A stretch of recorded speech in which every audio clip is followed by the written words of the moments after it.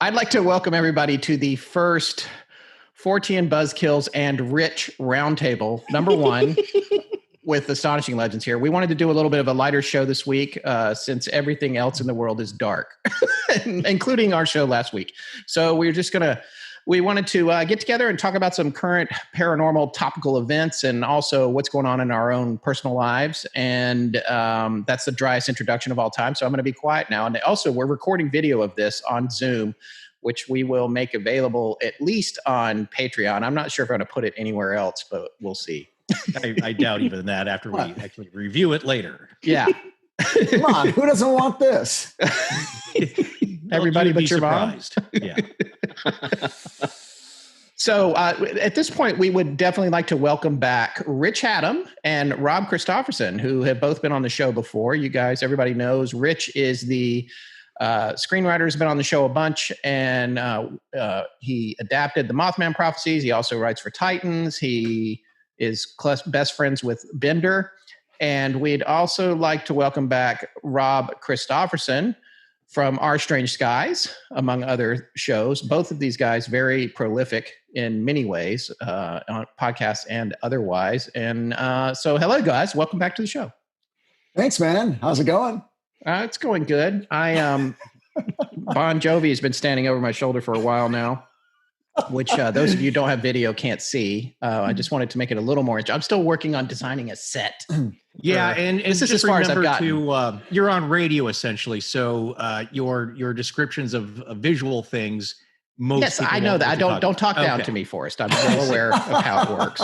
Yes, well, the very first thing I said was, those of you that are listening won't be able to see this. Except that you said that Rich was a friend of Bender and then didn't explain that. Which I don't have to. Oh, wait, that can just be a weird thing. It could just be. It could be. Exactly. It could be any Bender. Could be Albert K. Bender. Could be any other kind of Bender. All right. There's a couple of Benders in my life, but let me help you out here. Let me draw a picture for you. A few minutes before we started recording, Rob and I were remarking on how scary it was in Scott's visual square. There's so much room behind him. It just has that classic horror movie thing where it's like something scary is going to happen behind him. There shouldn't be that much space. And so he went and set up a Bon Jovi poster. And I got to say, it has made the room a little scarier. It is, yeah. It's actually Bon Jovi. Scott, why don't you explain what that poster is? It's not just from your childhood. No, it's not. Although I did like Bon Jovi. But no, this is actually a prop from a sketch that my wife wrote while she was at Saturday Night Live. She wrote this sketch that I think it was Amy Poehler was playing a little kid in her bedroom, and she has this poster, this very poster or a copy of it on her closet door, and he steps out of it because he was hosting that week. So the weird thing is all this, and for those of you that can't see this, you won't know this, but he's wearing one of his outfits from the Slippery When Wet tour. He actually brought that. This is not vintage Bon Jovi. This is Bon Jovi that came back many years later to Saturday Night Live, and he dug this outfit out of his wardrobe and wore it for the poster and for the sketch. So was he pretty good? Was he like a nice guy? He was. They loved him. The only thing that I remember happening that was particularly funny, and I hope it's okay for me to talk about this because they were the musical act as well, and was that him and Richie, they had some kind of argument, and as a result, I think didn't play their second song or something. I can't remember what happened. Well, I mean, that's why Richie's not in the band anymore. So. Yeah. So that was a long time ago. But it was, so I just wanted to get a little color in this room. I have some ideas for a set. that I'm going to work on. But right. Right now I don't have anything. So yeah, let's talk about your room, Rich. Where are you in your home here? I'm in my office, and so the way I'm set up now would be me sitting at my desk. So if I was working, I would be in exactly this position, typing. I'm usually not working in my home office, but I'm usually at my office, which I also try to set up in a cool way. But here, I'll turn my computer around so you can see what I'm looking at. Okay. Okay. Oh yeah, it's that's an impressive bookcase. See, that's what I need. I've got Bon Jovi. You have actual books over there. No, those aren't books. Why are those all the same size? They're all books. Yeah. Oh, he reads. Are you buying books that are all exactly the same size? Well, no, but some of the, like you were looking at like my Lee Child first editions and James Lee Burke. And cool. And I also wrap all of my books, all my first editions in that Mylar. They're called road art book covers. But it'll like, if you look at it, it looks like I live in a bookstore because they're all covered in that plastic. Yeah, that's what I was thinking. Well, where's your People's Choice Award, though, Rich? I don't have a People's Choice Award. I don't have any awards. You didn't get a Webby? No awards. No, I got nothing. See, you're not one of the usual folks that have the Emmy on the shelf in the background, so you can see it. No. And the Cable Ace Award. Yeah. If I did, I would wear it like around my neck, like a giant medallion, and it would be with me always. Awesome.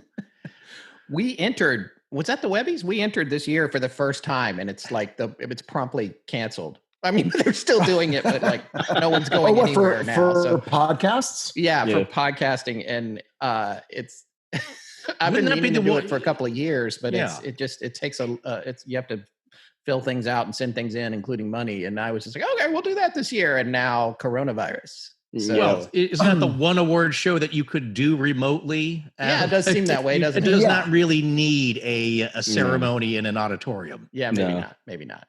Well, podcasters, this is like now the golden moment, isn't it? I mean, this is what... Well, it depends on what we do with it. We're probably ruining that right now. We're squandering it, but that's what I like to do, blow an opportunity or two. Before we get into some of the things that we were going to talk about tonight, just kind of shoot the breeze and take it easy and just try to keep people entertained as best we can. How has the current lockdown affected you guys individually? Rob, how about you go first on that? It has not changed Rob's life at all. I'm just going to predict, okay? Yeah, Rich is going to talk for me. He's 100% correct. It really hasn't changed a lot in my life. I still get up. I go to work every day. I work in a nursing home, so we are essential. We're 24 hours a day, 7 days a week. So getting up every day, go to work, come home, be an introvert, because I don't want to talk to people out in the street. That's just the way I am. It's nothing against you personally, but that's me. I go to the grocery store maybe once a week now. I try to limit it to that, but that is my life. And I make, podcasts. I'm still going strong with that because I got to have something to do. Yeah, well, two things about that. One, I wanted to ask you: are there any special procedures at the nursing home at work there during this crisis? You have to wear a mask all the time. Doesn't matter where you go, but they could be a little scarce. We're all right now. We've got enough supply as it is, but they've kind of just isolated the residents that live there as best they can. They do their best to maintain social distancing, and we're taking all the necessary precautions to try and prevent this virus from coming in the building. Rob, have you asked them, is it okay if you wear a Halloween mask? I have tried, and I guess the CDC does not recommend Halloween masks. I'm going to write an effusive letter campaign when this whole thing is over. We're going to get that changed. It's certainly not your Grim Reaper outfit. No. I do have a Where's Waldo costume somewhere, lying around. Nice. I can just picture Rob walking into a room full of the elderly with the Jason hockey mask on. I used to have one. Well, one thing with both Rob and Rich, is that in light of people doing a lot more listening now to podcasts, both of you have been on a lot of other people's shows already as guests. Mm-hmm. Rob, what have you been on? Oh, yeah. Oh, sorry.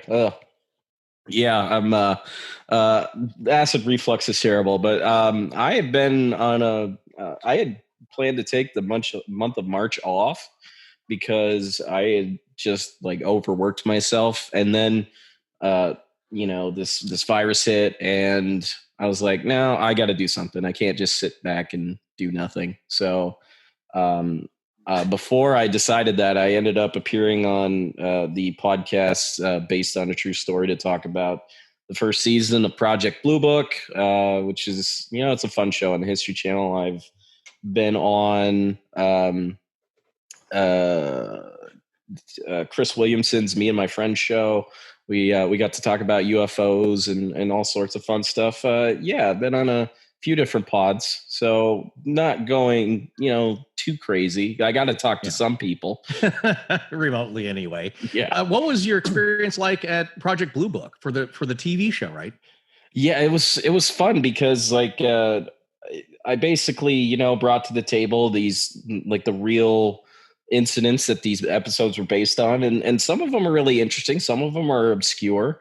There was one involving this Florida Scoutmaster that ended up having this really intense UFO incident down in the Florida Everglades, and it became this kind of like big tizzy at Project Blue Book there for a second. And to downplay it, Edward Ruppelt at the time basically just said that this guy was the greatest hoaxer ever. So that's always your go-to. Yeah. It's in the back pocket. Rob, are you like an advisor on the show or? No, I was just doing research to talk about the show. I have no affiliation with the show, okay. But if they want to get in touch, I am well versed about the cases that our UFO dad, J. Allen Hynek, was involved in. So they can reach out. ourstrangeskies@gmail.com. Just hit me up. I'm fine. Best source there is out there. Right before Titans started up, when that show was getting going, I made a big effort to be the showrunner. So I went in, I had a number of meetings. I brought all my UFO books. I'm like, this would be great. And it was one of the few things I've ever really went out for, like, oh, I want to do this. I really want to do it.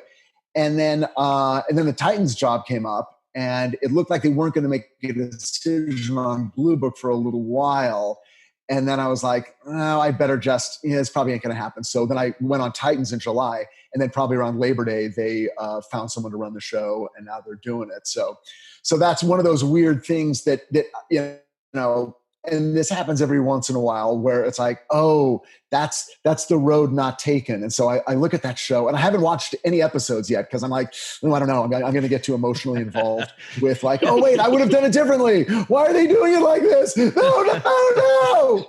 And I'm like, nah, you just gotta, just let live. Yeah, it's like hearing stories about the person you were interested in dating someone else.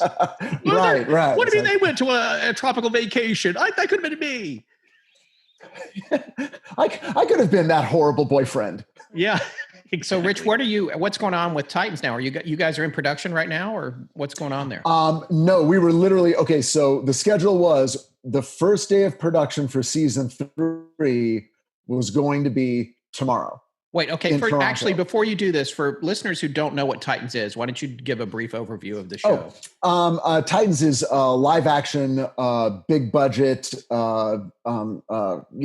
superhero show on DC Universe and Netflix. So in America, it's on DC Universe. You have to subscribe, and everywhere else it's on Netflix. And then eventually it'll be available on Netflix in America. But anyway, but it's a really cool, really beautiful, fun, exciting, interesting show that we are now working on season 3.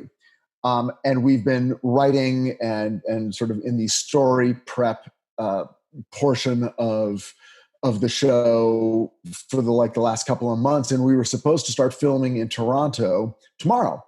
And then 2 weeks ago, of course, that all changed and they hit the pause button. Now it looks like it's going to be at least a few months before we start filming. So, because when you're filming something, there's, you've got a whole crew. You've got 100, 200 people all standing around. You've got people in meetings. It's very, social distancing would never work. Right. So, but production on all of your favorite shows is shut down now. Every show, every movie, everything that's live action is shut down. Yeah. But everything is live action because they all require groups of people in the same environment.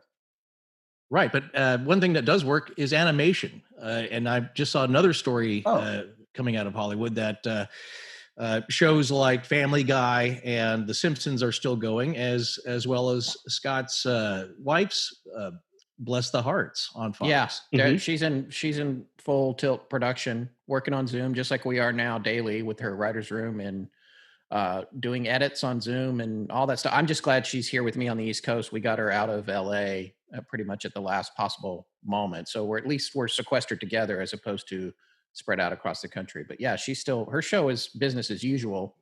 And with her being on the East Coast now and the bulk of everyone else being on the West Coast, her days are centered around late starts and late evenings, which is, at least she's working. Everybody's working in there. I think they're all glad to keep going, just like we are in the podcasting world. Well, what is she? I mean, like, how does the room? I mean, I know my room experience, but I'm wondering about a comedy room.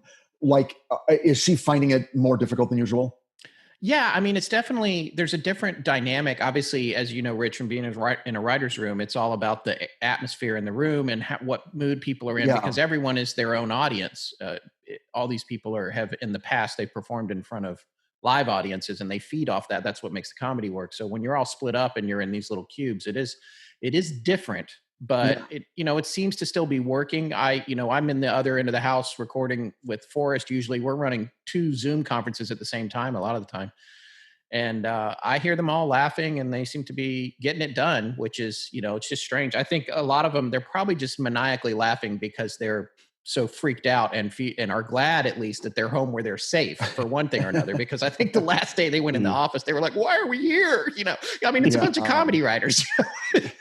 We got to get out of here. The experience of doing the writer's room on Zoom for me at least we do get work done. So stuff does get accomplished and we're meeting every day.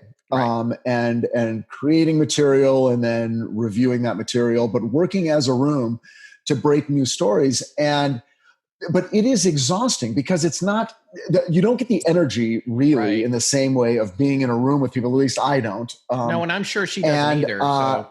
Yeah. So it's weird. It's like, we've talked about the fact that at the end of the day, and we're only going 4, sometimes 5 hours, but usually 4 hours, we're exhausted. I mean, like burned out and physically tired in a way I never was at work when we were meeting, in Santa Monica, because it was like, oh, I'm just hanging out with friends all day. But but it's something is more concentrated when you're on Zoom. It's like, okay, we're showing up for a meeting and you can see yourself and you can see the other people, but it's like, okay, well, this is a meeting. We need to get something done. And so joking goes way down and you're just like, I don't know. It's tough. Yeah. Well, it's interesting because that is the production, the actual physical creation of something that is not yet the finished product. You're coming up with ideas. That all takes collaboration and riffing off each other and bouncing ideas off one another. And so that can be done. It's a little different, I would say, because as now people know, Scott has been on the East Coast. I'm on the West Coast.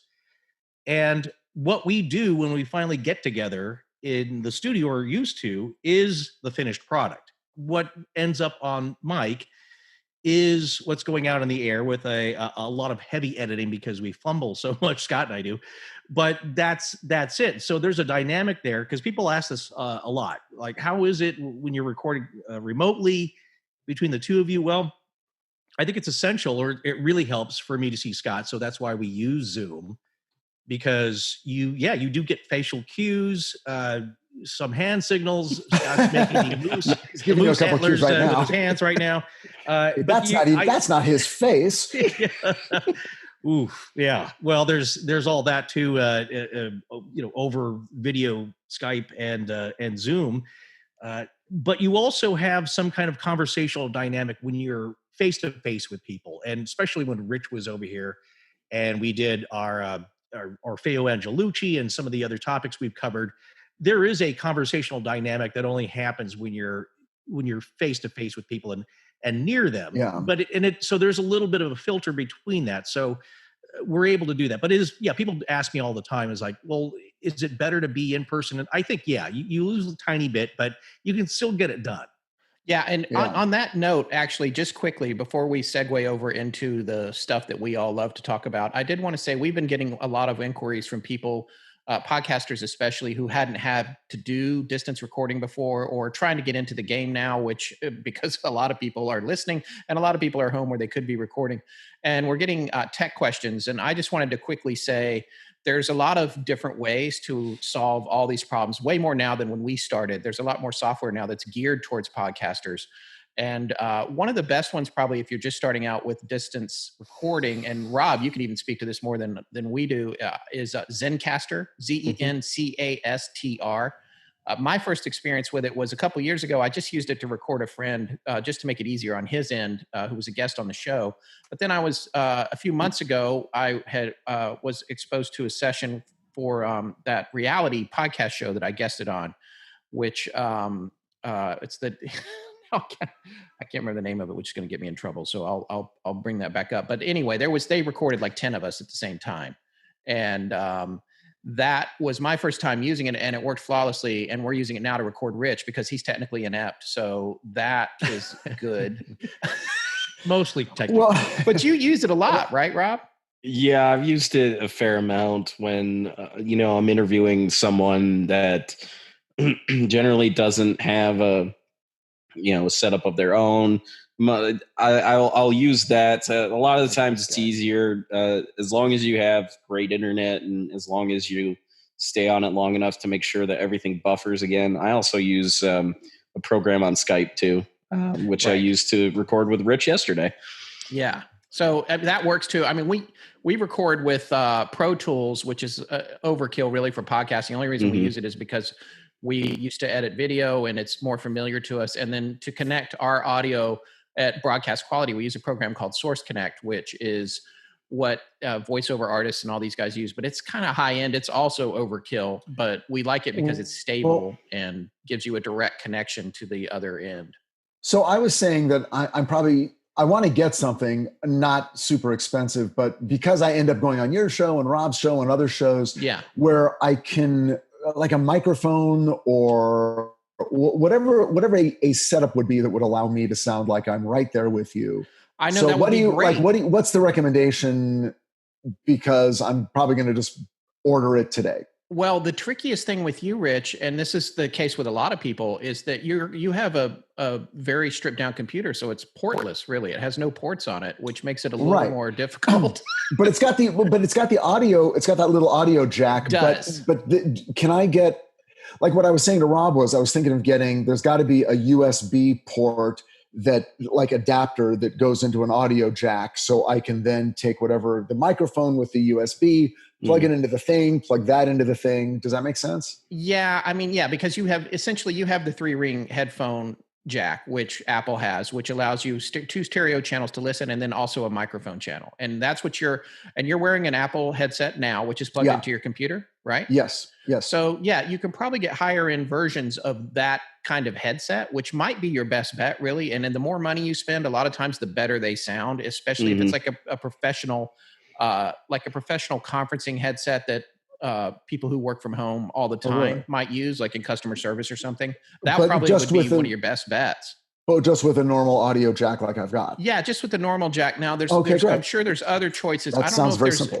I don't know if there's USB adapters that work.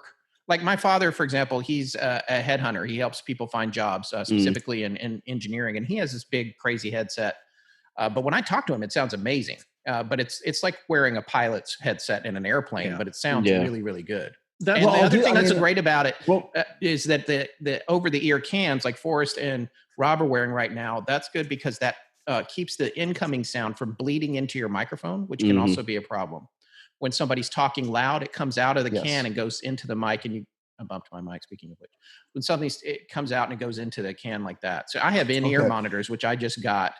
So can you close that sound out too? Can you just like send me a link for like a headset, or I mean, like when you say like high end, like are you talking like more than $100 or less than $100? No, I think they're probably between 100 and 200 range is what I'm guessing fine. For a really good sounding one. I would guess. I haven't. Yeah, no, but and I'm happy to spend that because I mean, with what you guys pay me when I come on, I mean, that's Listen, I swear to you, I mailed that check a few weeks ago. I don't know why it's not there yet. Let's just give it a few more weeks. But and if it doesn't come. But that check, that's for the first episode we did, right? Yeah, a couple years ago.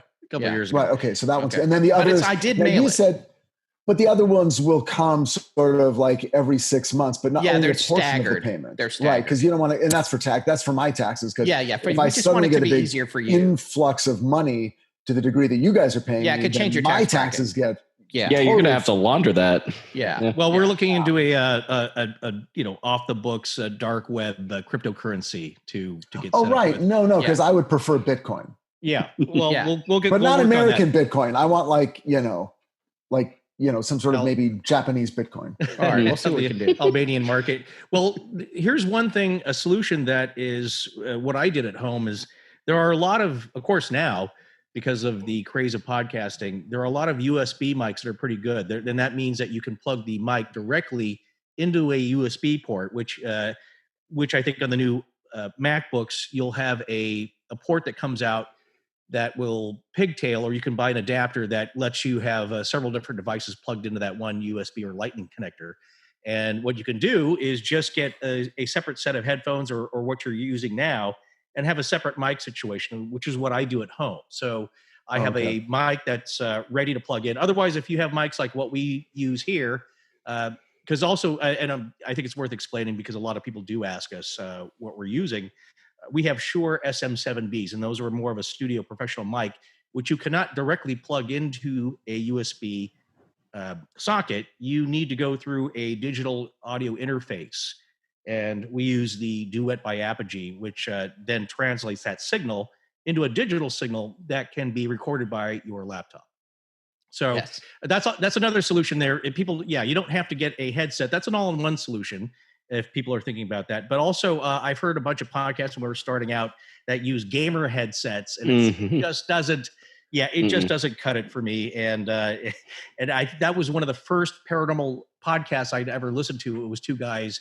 And they just sounded like, they were 12-year-olds from the Netherlands yelling at you on a video game. So I would suggest going out and get there are pretty decent mics that are around $100 to $200 that will. Yeah, that's like a Yeti or somebody like that. If you have USB ports, unlike Rich, if you have USB ports, there's a lot more choices to make there. But Rich, I was being specific to yours, which is you have the headphone jack, Okay, but then, which is better though? I mean, should I just go get a thing with the USB port adapter and then just do that? I think Forrest wants me to do that. I don't know. Get a mic. I have not. Forrest is like, I want you to spend like $1,200. No. Like I just said, there's a lot of good brands out there. Just read the reviews.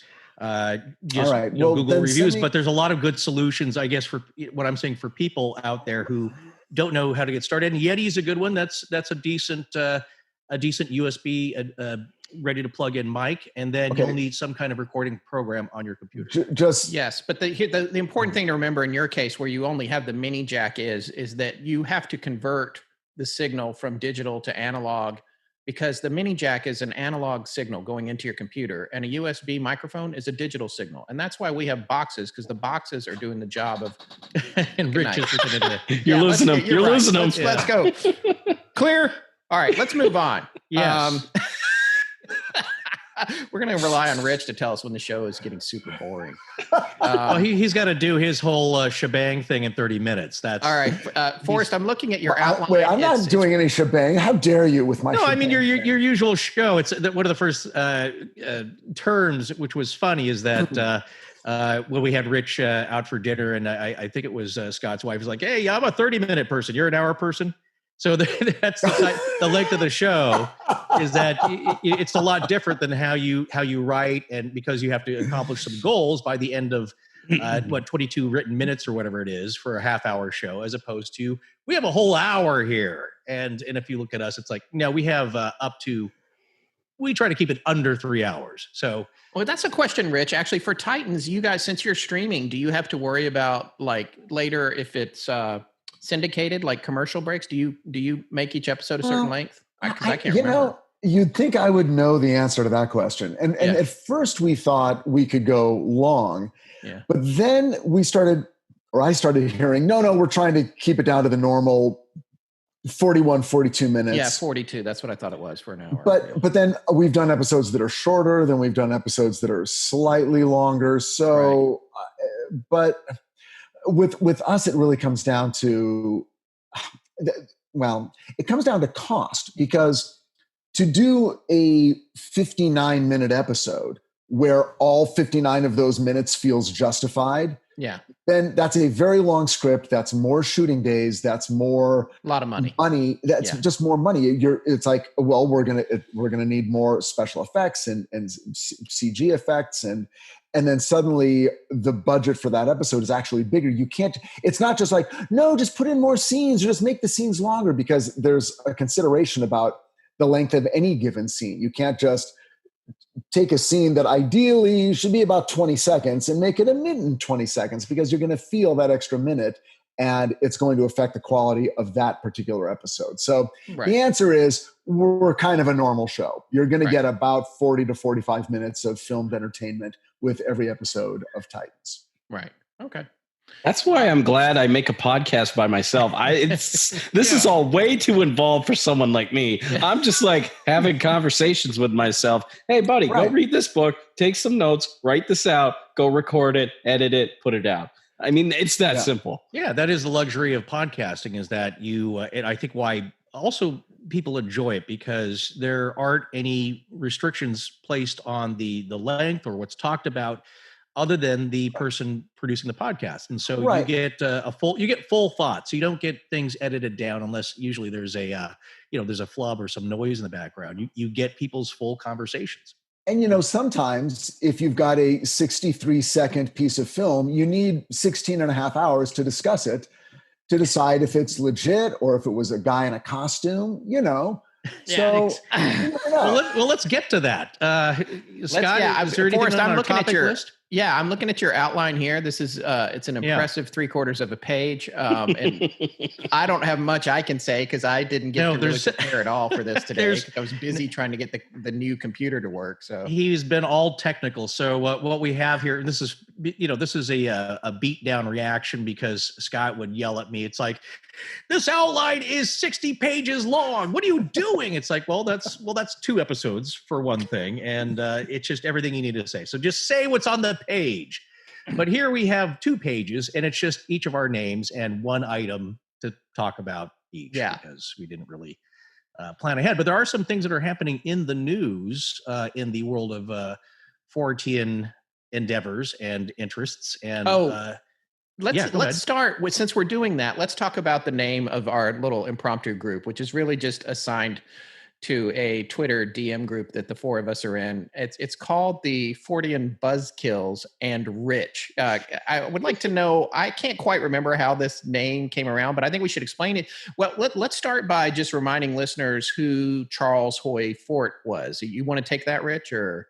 Yeah, in the late teens and early 20s of the previous century, he wrote a series of books, beginning with the Book of the Damned, where he collected all these little bits and pieces of information, little news stories from around the country and the world that referred to unexplained phenomenon, which was not even a term at that point. But basically, these were things that happened that don't seem to fit into any box in your science drawers, if you will. And he referred to them, these little bits of information, as the damned, because these were things that science couldn't explain, like when fish fall from the sky, or things that we recognize as reports of strange animals, ghosts, UFOs, things like that. And And philosophically, he was making the point that you can't if you're going to study physical phenomenon, which is what materialist scientific research is all about, then you can't just exclude a bunch of stuff because it either A, seems to refer to some kind of paranormal phenomenon, which is the enemy of science, or you just can't explain it yet. So his argument was, well, there's got to be a place for this stuff, and if science rejects it, then I'll accept it and I'll publish books about it. And of course, the reaction was science lost their shit and said, this is all garbage and crazy, and this Fort guy is a crank. And so then for the last 100 years, people like you guys and me and a bunch of others have gone, oh, that's really interesting. Okay, so there's something in between traditional, organized religion and traditional materialist science. There's all that stuff in the middle that hasn't been explained yet, and therefore there's a lot of podcasts. Right, and so they call that Fortean, and it named for him, right? Yeah. So how do we get to the buzzkill part? You guys are a bunch of buzzkills. So I'll recount this because I remember the exact conversation. One thing that Forrest has brought up on many episodes of Astonishing Legends, and I listened back to the Delphos Ring episode, and he brought it up on there. It's the story that was largely populated in like the 1960s and 70s, that Alexander the Great had encounters with UFOs, which is not true. It's just not true at all. And well, one second. Here we go. Forrest is holding up his finger. The ones that are reported. So this is my point: is that you don't know what he experienced, but these are the two experiences that get brought up all the time: the gleaming silver shields at the Battle of Tyre, right? And what's the other one, Rob? Just being buzzed. I think his army was allegedly buzzed while they were going somewhere. But that's the gleaming silver shields. And it was mostly like Frank Edwards that was promoting this theory in his books and stuff like that. And he promoted a lot of things that were not true. There's a really strange cattle mutilation story from 1897 involving this guy named Alexander Hamilton that is not true, because the guy was basically in what they called the Liars Club back then. They just made up stories and they told them to each other. This was around the time of the mystery airship sightings of the 1896, 1897 stuff. But in the chat, I was bringing it up because I was reading this article on Open Minds TV about how like this was mostly populated by, these UFO researchers and stuff. And I boldface said that it's not true. And then Rich had the audacity to say, man, you're just a bunch of Fortean buzzkills. Exactly. No, that story was, for what I remember, was a pretty good article too. There was an Italian author who was, I wouldn't say Gray Barker, because everyone says like, well, they point, and that's the problem, is that you see somebody who has admitted to some hoaxes or some chicanery for fun, and then everybody points to that case. There you go. Everything's made up. It's always somebody like that. But in this case, it was an author who embellished quite a bit. Yeah. And I believe that was the first instance in a book from the late 1800s. It was, actually, I think it was in some obscure book. I don't remember exactly which it was, but somebody found that and then locked onto it. And then Scott and I have talked about this phenomenon quite a bit, is that somebody finds one story and it keeps getting passed on and on and on. And then it finds its own place in it becomes its own story tulpa. Yeah, exactly. I mean, there's another story that Frank Edwards published in one of his books about a guy who literally disappeared in front of his family in his front yard. And it's not true. It's just, it's an interesting story, but it's not true. But how dare you point that out? How do you, so you're the buzzkill in this situation. So I am, I'm the buzzkill. But I just want to point out right now, in terms of all three of us, I've had more personal experiences than all of you put together. That's so. true. It is. That's what I love about it, though, because that lends some credence to the stuff that is not true when you say it's not true. And I hope that somehow people, because we've come and done the episodes on certain stories, and we've been like, you know what, I can't figure this one out. On the other ones, when we think we can figure it out, we call it out, and that's the whole point. I think that's the whole premise of what we're all doing here, except for Rich, who wants us to believe everything he says. Yeah, exactly. Hey, look, that is true. But we figure, hey, look, you guys figured out Roanoke. Rob and I figured out alien abduction. Certain things do have conclusive answers that we all now come to accept.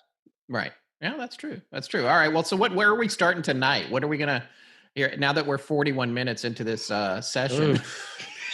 Well, let's see here. I think something that happened yesterday that I guess we can talk about, and I'm not sure if anyone else here saw it. Well, Jeremy Corbell had I guess it was kind of a live stream of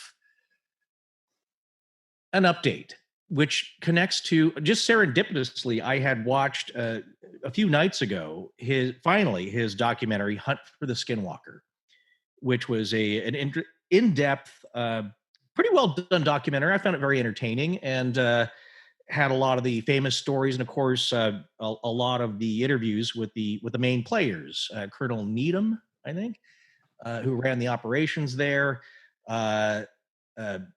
Colm Kelleher, who was one of the main scientists operating at the ranch. And so I'll appreciate a documentary that gets a lot of eyewitness interviews, or at least interviews with the original people, because whether you believe it or not, those are the people that are involved in the story and are the main players and characters. So it was pretty well done. But he has George Knapp, the investigative paranormal investigator journalist out of Las Vegas, who a lot of you may have known, and it wrote the seminal Skinwalker book with Colm Kelleher.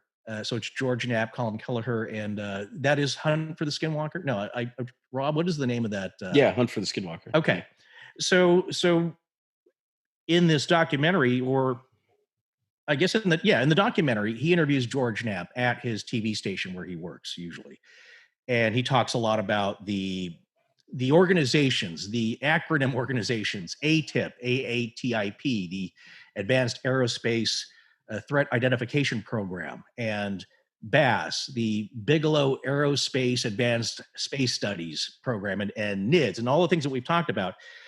But this YouTube streaming yesterday looked like to me the extended version of that interview. So it was interesting. And there was a few, not major revelations, but some interesting things that were kind of revealed to be known that weren't previously known. And I think overall, if people don't know, we've covered Skinwalker Ranch, of course, a couple of years ago now, and it's one of our most popular series, and a lot of people have covered it, of course. But I don't think a lot of people make the connection between what came out as a revelation about the ATIP program and the New York Times article and Commander David Fravor and the UFO sightings by the USS Nimitz and all these Navy encounters, that there is a connection seemingly now to Skinwalker Ranch. I don't think a lot of people will have known that there is some kind of connection there. Is there? I don't think. Yeah, I don't think a lot of people. It's like coming out in the news now. It like when they published the 2017 article, Glowing Auras and Black Money, they had a slight allusion to it in the article, but they didn't really go into depth in it. And I remember, Scott, you were kind of upset about it because it didn't really, shine any light. You're like, was Harry Reid, rolling up to Skinwalker Ranch and hanging out for a weekend and stuff like that. And what the interview basically comes out and says is that there's a different program. It's not ATIP. ATIP really looked at the military side of these UFO encounters that pilots and other kind of military personnel were having.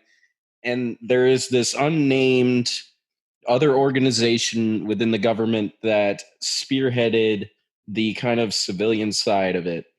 And one of the things that has been alluded to is that there was a call for contractors to apply to be a part of a program. and Bigelow Aerospace, I believe, was the only one that applied for it, and he got it. So essentially, at a certain point, Bigelow Aerospace, it's believed that they were working with the Defense Intelligence Agency, and they were studying the ranch at a certain point, or early in 2009. Now, there was a really great long article on Popular Mechanics. It came out in February.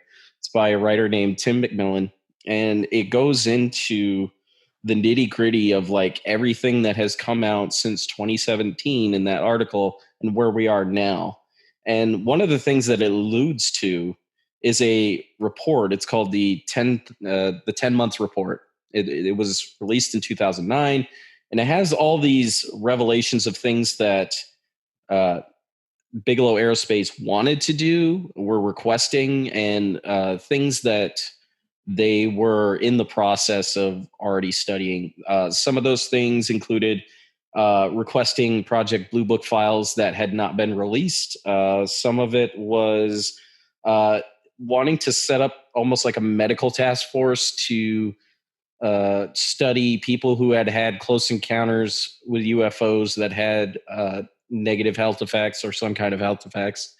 And it alludes to Skinwalker Ranch being a possible site for like a laboratory for studying the phenomenon in order for technological uses. So that's kind of come out recently. Like Skinwalker Ranch is in the news again. It's got a show on the History Channel that by the time this comes out is out already. The current owner, who had been keeping his name hidden for a long time, has now come out. His name is Brandon Fugel, and he's a Utah-based real estate mogul. He also invests in tech and stuff like that. There's a great article from MJ Banias over at Vice Motherboard. He ended up going out there. He was able to interview the scientist that is working there now, because they're still using it essentially as a scientific study area. And there is one guy, and I think like one of the most startling things that he mentions in the article is that the ranch itself has a kind of mood. So like you can kind of sense what mood it is in when you're there. Yeah, that was interesting. He described it as like a beehive, that if you leave it alone, it does its thing. You might get harassed by a few bees here and there, but mostly it sticks to itself. If you kick the beehive, of course, you kick up the activity.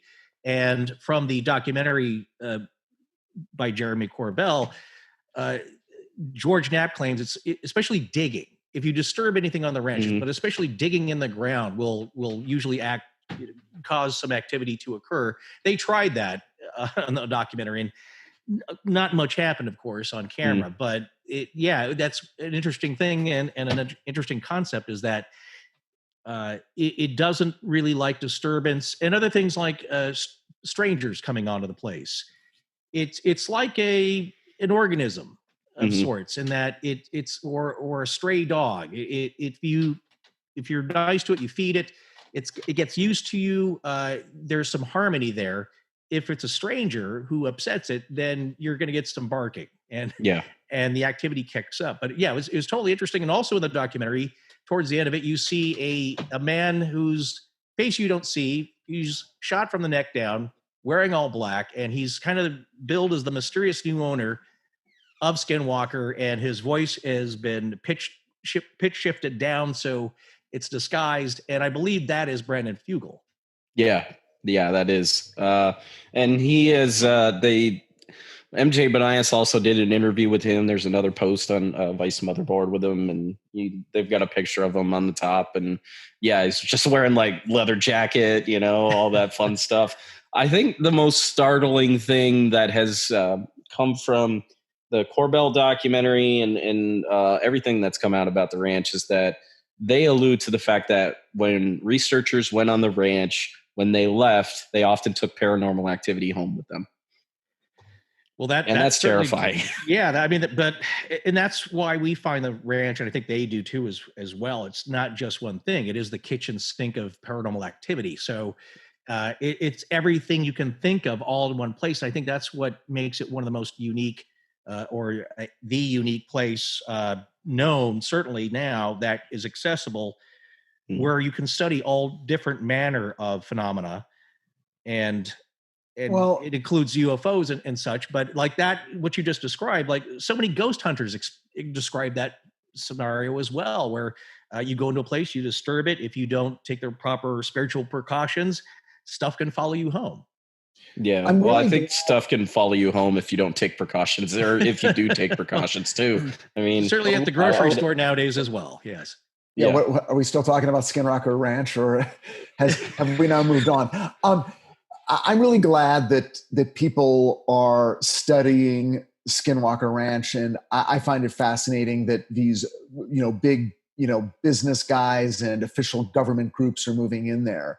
My prediction is that what they hope to do is conclusively prove the existence of a particular phenomenon and explain it. My prediction is B, that's not going to happen, because I don't think that's the way this works. I think what's going to happen is what is happening. A bunch of people are going to go there. They're not going to get any evidence, but people are going to have subjective experiences both there and afterwards that will change them individually. In other words, what happened to Scott at the Sally house? I honestly believe that all of this stuff boils down to individual investigation and changed on an individual level, but not on an institutional level. I think all this stuff boils down to subjective experiences that really affect someone and maybe change the way they think and live. Well, it kind of alludes to the idea that it's the experiencer, not the experience in those cases, because you're talking about, like, if you're trying to encourage some widespread belief in all of the stuff, it's not going to happen. The only way that it could potentially happen is if this phenomena goes from person to person to person to person to person, and it exposes them to a certain kind of experience or something like that. It's why, like, by and large, photographic evidence of UFOs is the least kind of like it's not good evidence most of the time, because especially in the day and age that we live in now, things can be faked very easily. But you show evidence like that to somebody and they're just like, yeah, whatever. I mean, it was a little easier back in, like, say, the 40s and the 50s when, cameras were a little different. But since everybody has one on them now, capturing footage of a UFO is, like, really not a helpful thing. It comes down to the experiencer and them being able to describe what they experienced, and in a level of detail that shows you the stuff that sticks out, especially if they're talking about what they're thinking or what they're feeling as they're going through this. Because a lot of the times, and I mean, Rich, we've talked about this, is that they're not thinking like what you would normally think somebody would in that kind of situation. So it's twofold. I'm fascinated that people, when they see a UFO, often don't. Because we've heard the stories a million times, and it feels so special and weird and scary when we're thinking about it and reading about it and talking about it, because the implications are so weird. But when people experience them, and I forget this all the time, they're experiencing it as something totally real. They're just like, oh, look at that. There's this weird craft. Oh, well, that must be, it doesn't feel supernatural to them. Right. At the beginning, at least, often. It's like, oh, well, now what's that? Now that's strange. And it's only as they begin to think about it and sort of go, well, wait, it's not making any noise. Oh, that's weird. And then maybe they get a feeling like, oh, it doesn't want me to see it.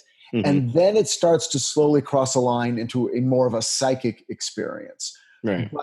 But the opposite seems to be true in certain ghost and Bigfoot sightings, where there's a huge emotional feeling instantly. With Bigfoot, there often people are like, I was more scared than I have ever been in my life.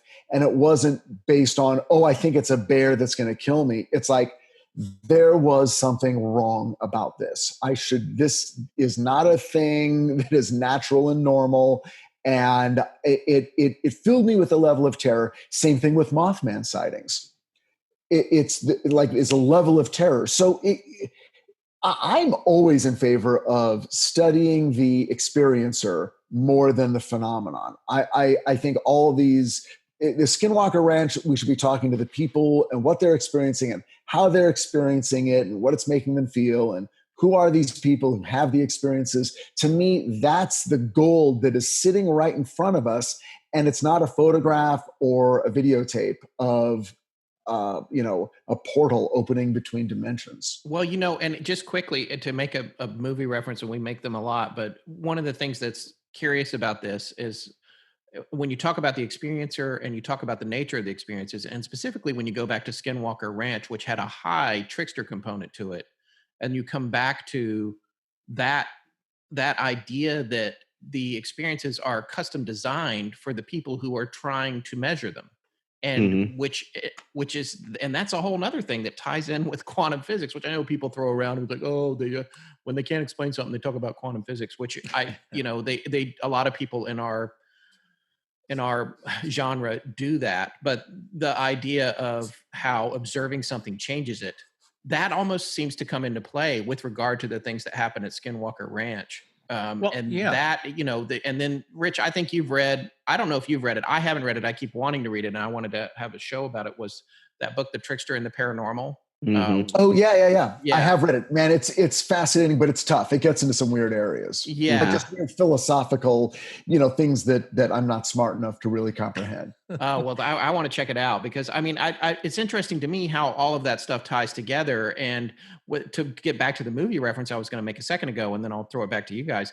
I just think about The End of Contact, when she has the personal experience that nobody believes because it happens in spoiler alert, by the way, because it happens. Finally Scott spoils something. It's an old movie. And that's exactly what I tell him. He's like, you just spoiled Citizen Kane for me. You spoil stuff that hasn't even been released yet. So anyway, but she falls through whatever. She gets back. They don't think it happened because there wasn't enough time for what she experienced to happen, or what. It's really just all about her. And then she's left trying to convince people, and that's the same kind of feeling that I had to a certain extent with the Sally House. Even though I had something on tape, you have to decide whether or not you believe we faked that audio or something like that, which I know we didn't, but there's no way for me to prove that we didn't. So then it's like, you know what, I'm all by myself here ultimately, or we are, because we were those of us who were in the house together and know that we didn't fake it, but it's when that happened.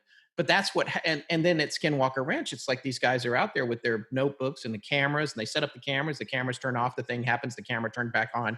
It's just, and so the only thing you get to say is, well, this definitely happened at this point, but none of the gear worked during that millisecond. And so we have nothing to say, but I personally know that that's how it went down. And so that one person, or the person who was observing it, is the only one that gets to have the experience.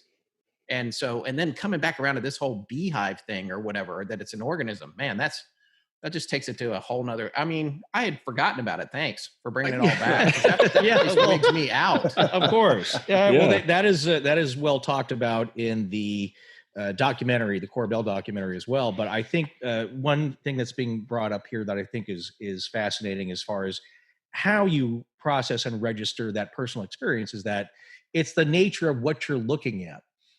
And I will say it this way. We've said this all the time, and that's the big thing that we get thrown at us. It's like, look, there's no proof for any of this. And I always say, it's like, well, it depends on what you consider proof. Mm-hmm. There's always been really great examples of ghost photos that, if you, again, unless it's somebody who took it, you're going to probably doubt, like, well, there you go. They're just trying to get attention.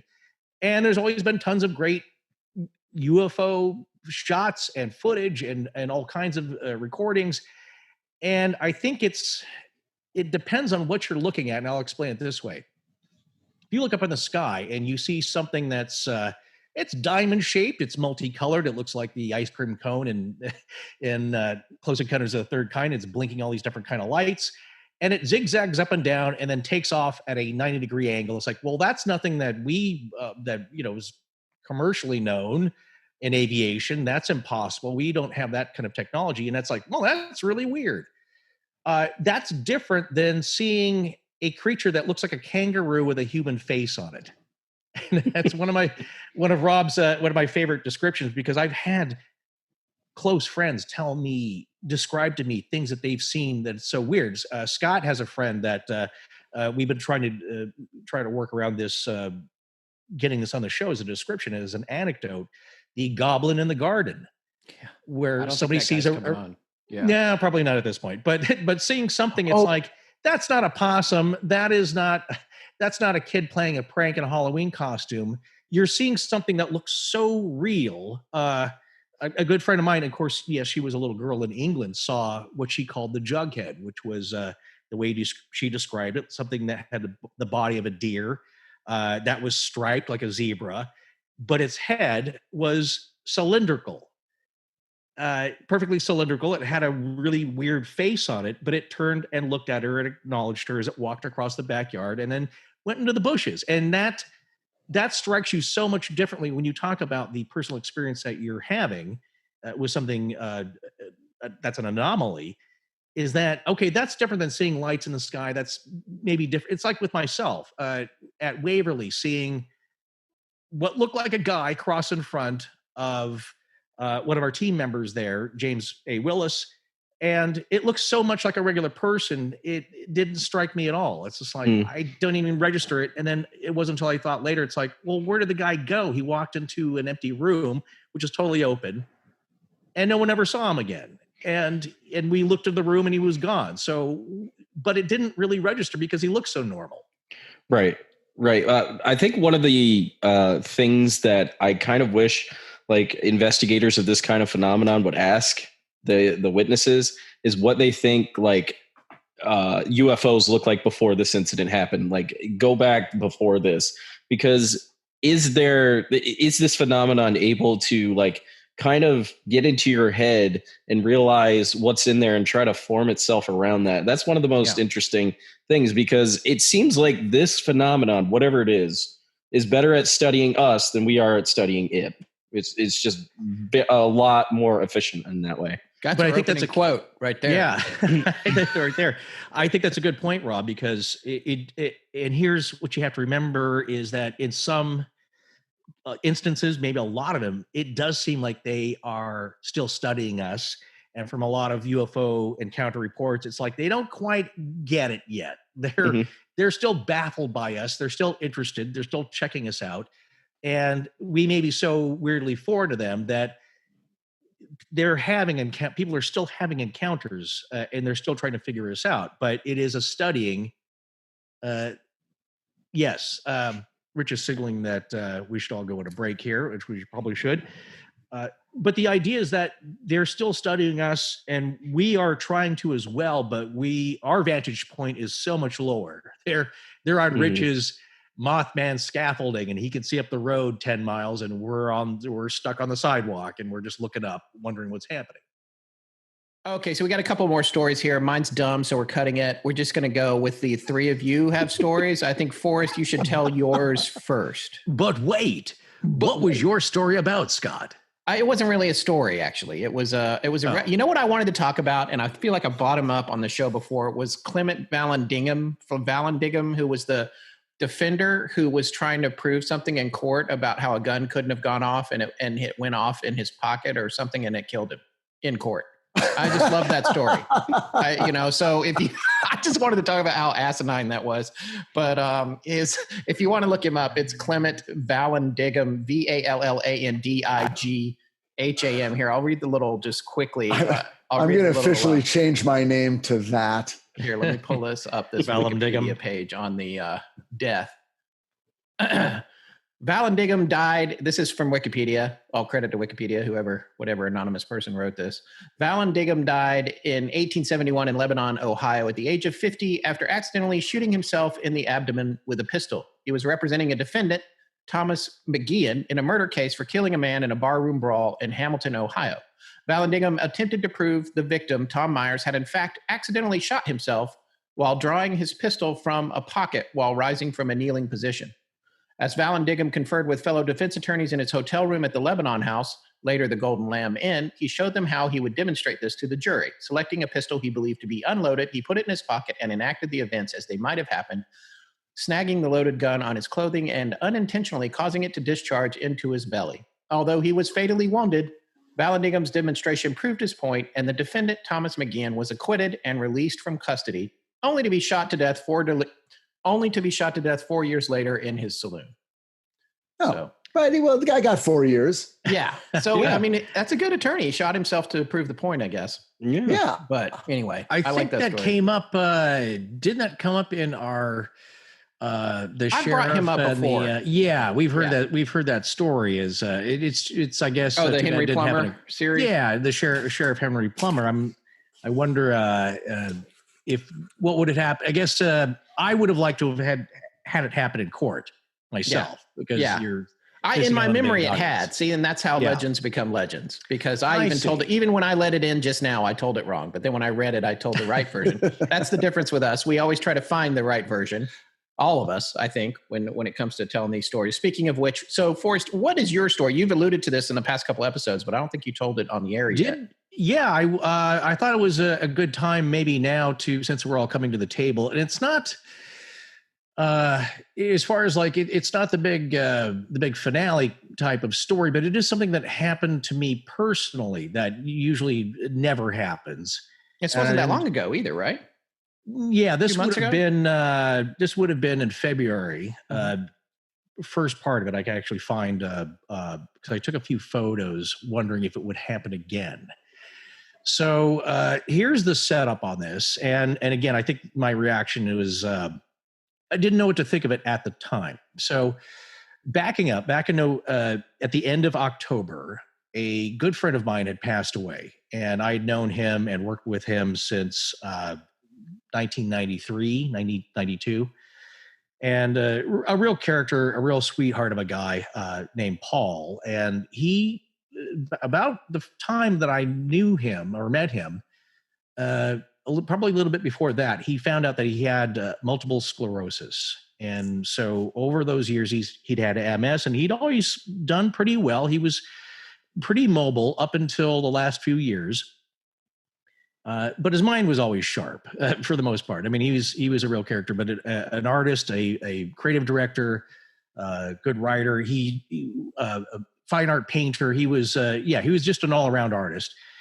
So we had a memorial for him, showcasing all of his art, and that happened in the first part of November. So we had Paul's wife there, his widow.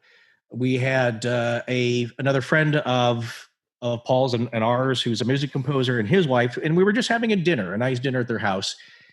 And they prepared a lovely meal. Of course, after dinner, David had got out a bottle of really nice Suntory Hibiki whiskey, Japanese whiskey, and he set it on the table. So we all had a small glass, and as they're clearing up the dishes, and I was sitting at the table with Paul's wife, and we were all talking. So those two are who own the house. They're in the kitchen, kind of cleaning up and getting ready for us all to kind of sit down and have a little after dinner, a few snacks and maybe dessert, and enjoy a finger or two of good whiskey.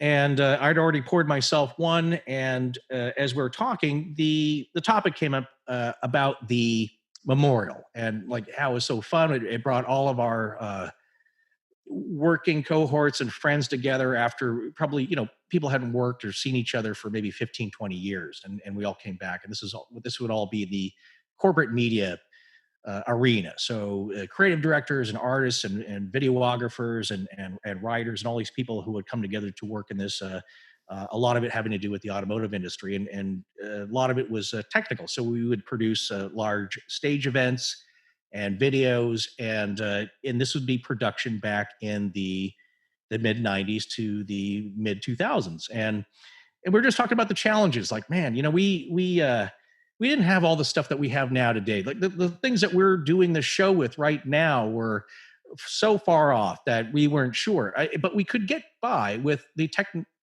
we could get by with the technical things that we did have, the tools that we did have, but it was a lot more mechanical, more hands-on, and I was just kind of reminiscing, we should say. We're talking about Paul and how he would like to added a real creative eye to things, and he added his own style, and very artistic guy, and I work with him in the edit bay quite a bit, and just like was kind of fond memories. Like, man, we used to have to edit it on tape, and it was linear. If you made a change at the beginning, you have to change everything out, everything that follows after that, and but my statement was like, man, I miss working with Paul, and it was no matter what challenges we had, it always came out looking really good for for 1995 technology. We got it done, and you can look at the tapes today, and it still looks great, and so I was in that reminiscing moment. And at that moment, the cork, which had been pushed down into the bottle of whiskey, pops out and falls onto the table. And Paul's wife and I looked at it, and the first thing she said was like, man, Paul's here, and he wants to drink. He wants to join in. And I just sat there kind of like a little bit dumbfounded, and just like we're trying to remember, like, okay, our host David, he poured whiskeys for us all. I finished that. I poured myself another one, and I was the one who put the cork back in. And if you can look up the bottle, it's kind of a heavy glass cork, kind of a nice bottle, heavy glass top with a cork stopper on the bottom of that. What's the type? What type of whiskey? It's I know it's Suntory, but which? Hibiki, Hibiki. That is, okay. They have several. They're all pretty good.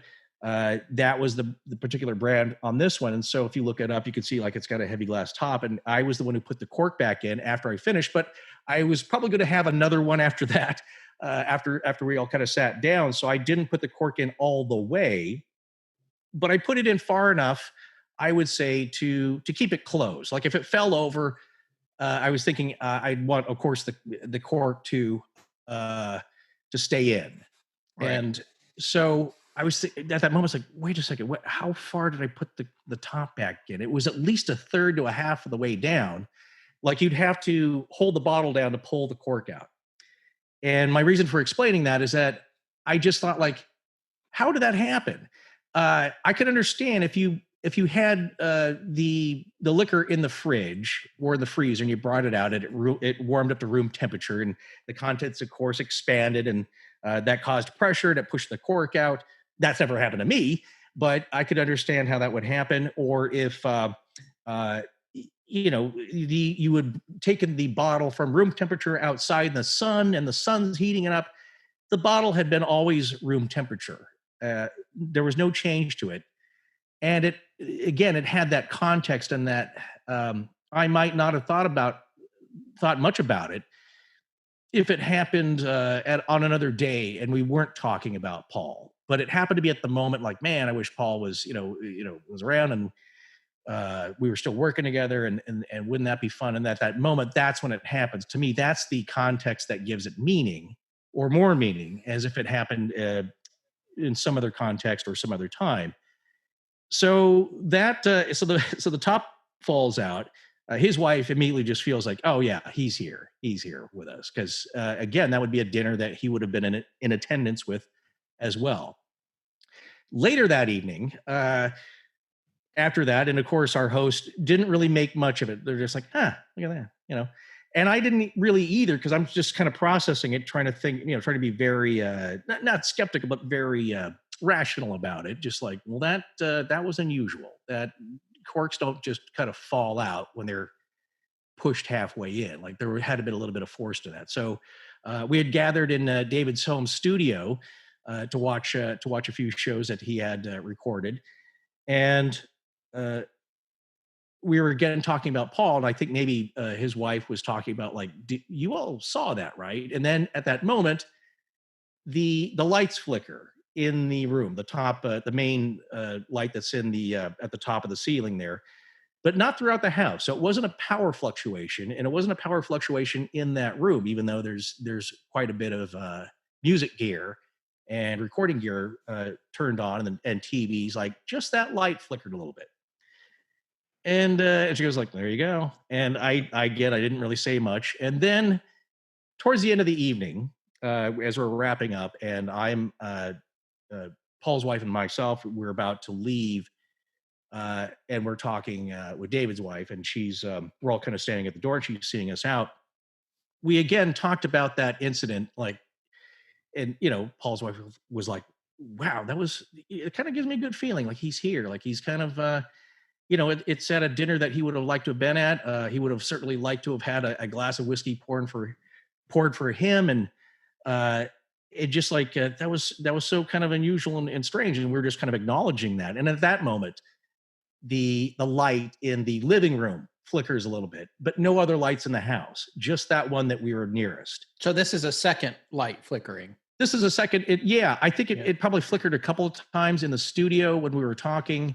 Yeah. And then just that one time. And again, I didn't say anything because I also don't like to freak out hosts in their house if they don't buy into this stuff, because if you don't believe it or you do, and it freaks you out. I don't like to mention it like, well, there you go. You got a ghost in your house. Good luck with that. Good night.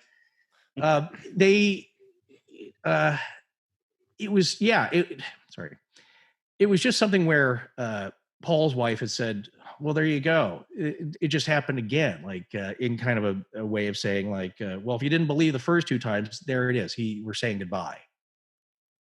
So that happened. And it's like one of the few things where I guess we were all looking for evidence or that personal experience. Like I didn't feel anything. It wasn't other than, I felt it was nice memories to think about your friend who had passed away, and something strange did happen, but it was pretty neutral for me in that feeling of like, I'm just thinking like, I guess the cork did fall out. That's unusual. That I couldn't think of any way that would happen naturally with physics on its own, and it had a context to it. So there you go. It's a mild experience to me. And again, not much has ever happened to me, but like, well, there you go. And as far as experience and proof, one of the main things that gets people's attention is a poltergeist type activity where something moves. We're always looking at that. Like, can you, and not even electronic, like, can you make the REM pod go off for us, please?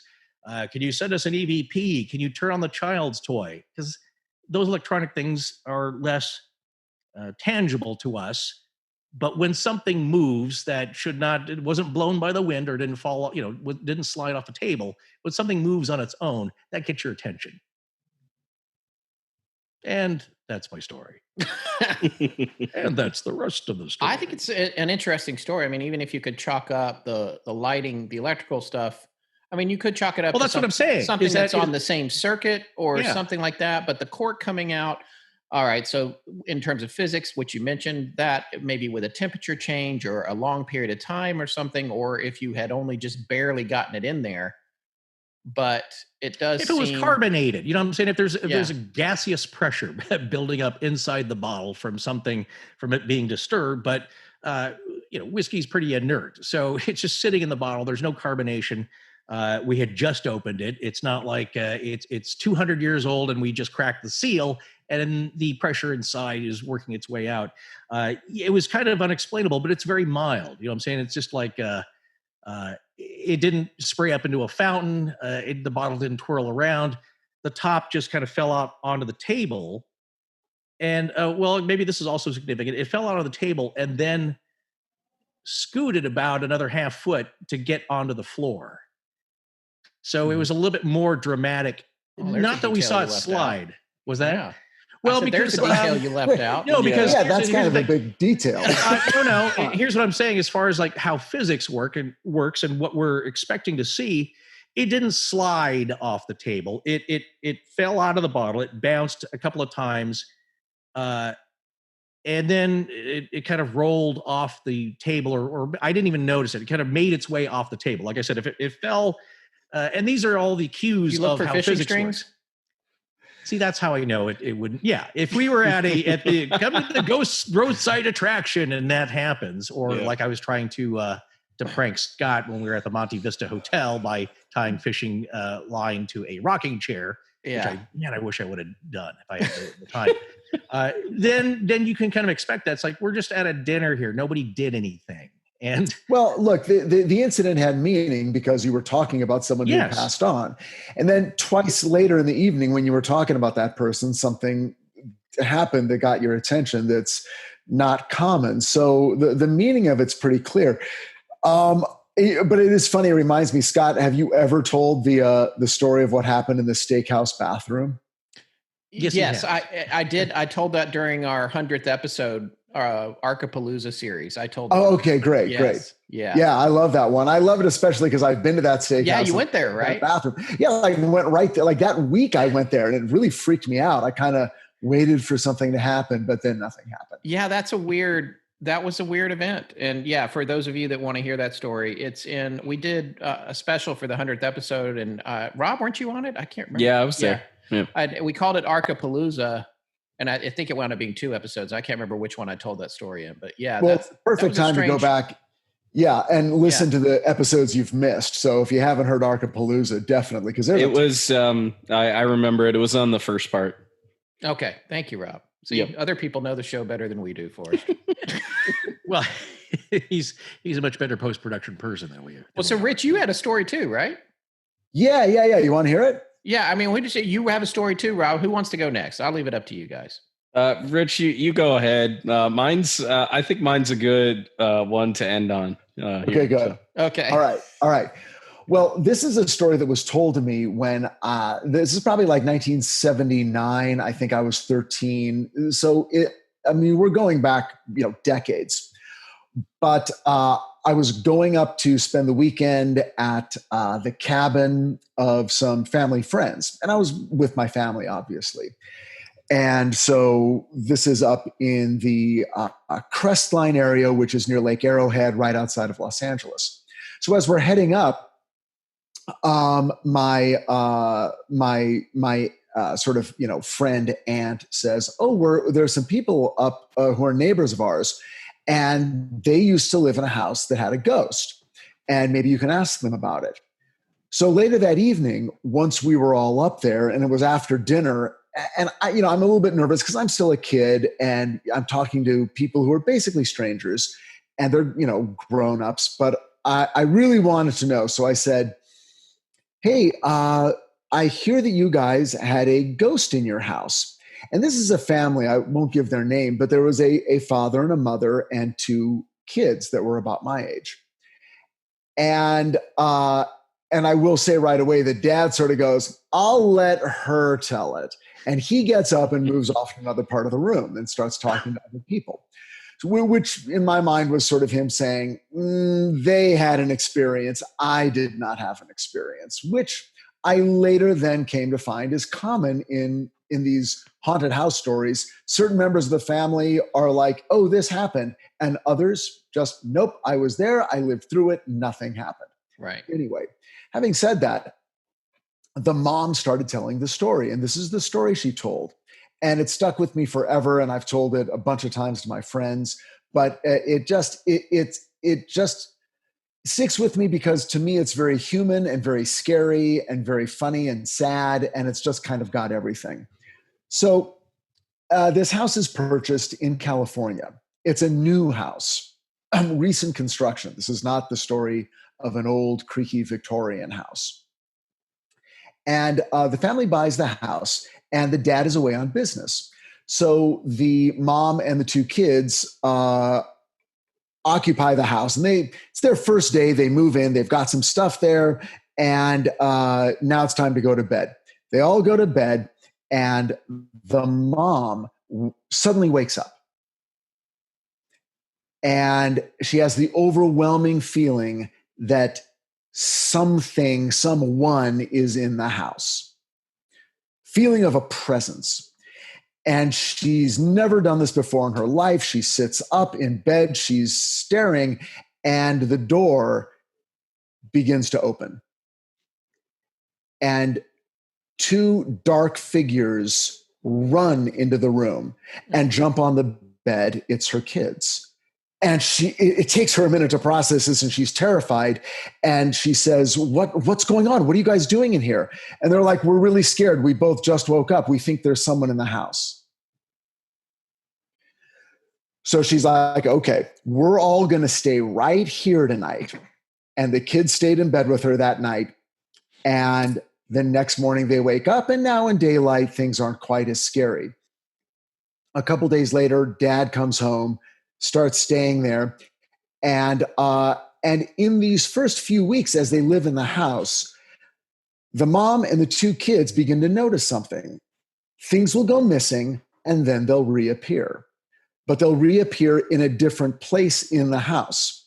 Something will disappear from one of the kids' desks and then show up in the middle of the floor. Hours later, sometimes days later, the mom and the two kids have these experiences. The dad has no experience whatsoever. But they begin among the three of them to feel that maybe there's a ghost in the house. One night, the four of them are out, I think seeing a movie, something like that, and they all come home. The mom goes into the kitchen, and she's washing her hands at the kitchen sink. It's late at night. She looks up, there's a window above the sink, and she just happens to glance up just in time to see a woman in a very, very old-fashioned green dress walk past the window outside. And she is terrified, but also intrigued because maybe this is the ghost. So she goes upstairs to tell the kids. And as she's going upstairs, the kids are running downstairs. And the mom says, "What's going on?" And they're like, "We saw the ghost."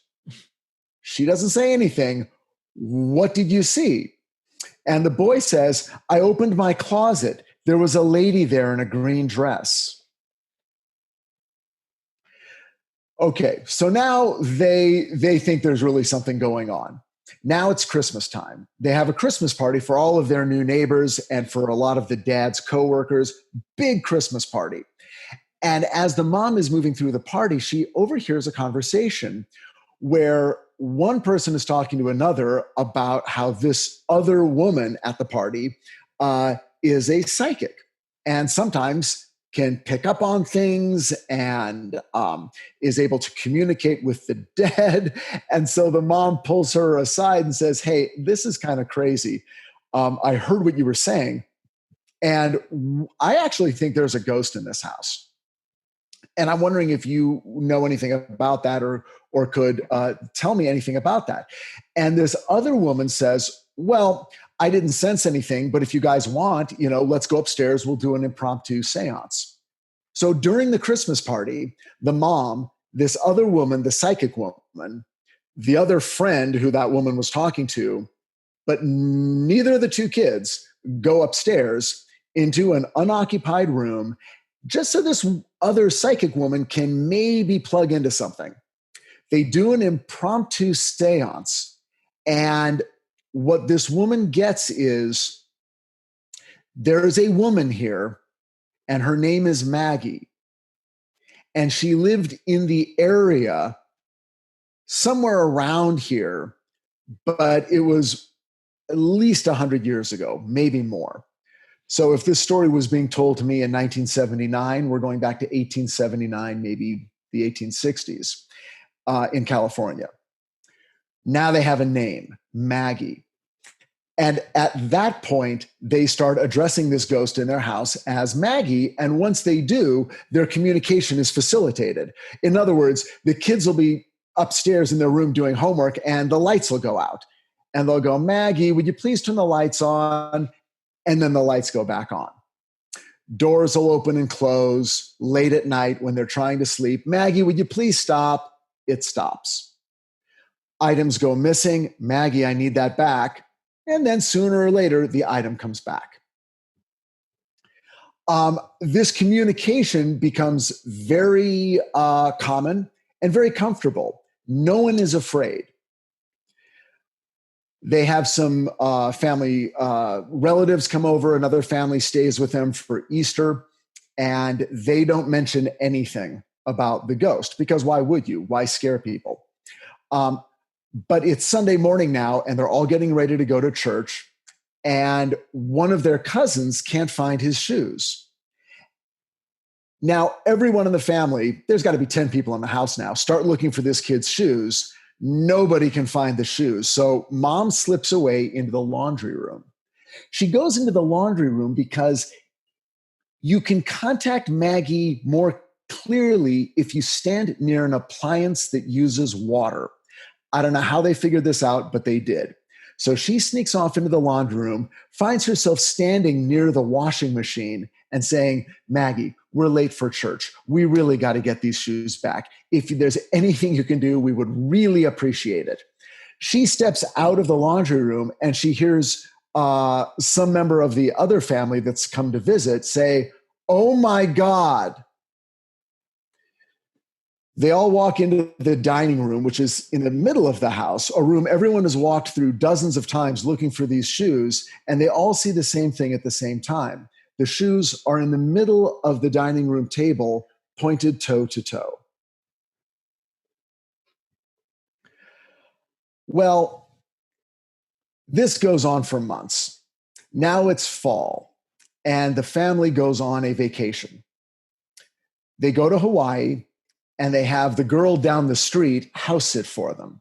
Again, they don't say anything about what's been going on in their house because maybe it would be tough to get a house sitter.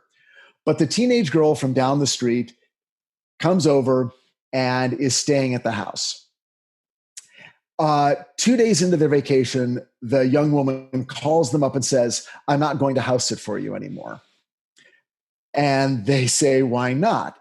And she says, something is happening upstairs.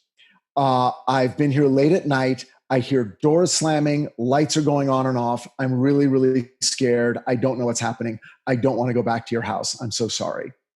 They all look at each other and they're like, oh, listen, you know what? It's okay. That's just our ghost, Maggie. And if you just talk to her, just go back and talk to her and just go, Maggie, would you please stop doing that? Everything will stop.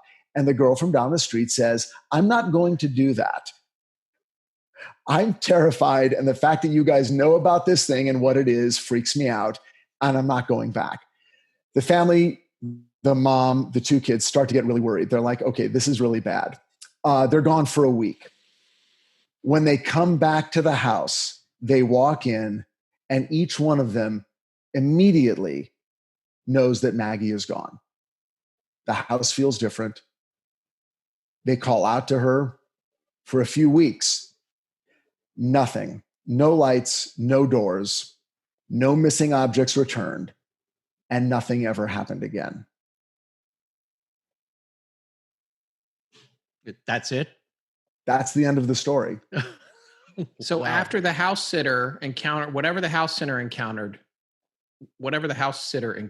that was by the time they got back, Maggie had left. The real question here would be, did the house sitter encounter Maggie or something else that chased Maggie off? Well, the family telling me the story, this had all happened about a year in the past.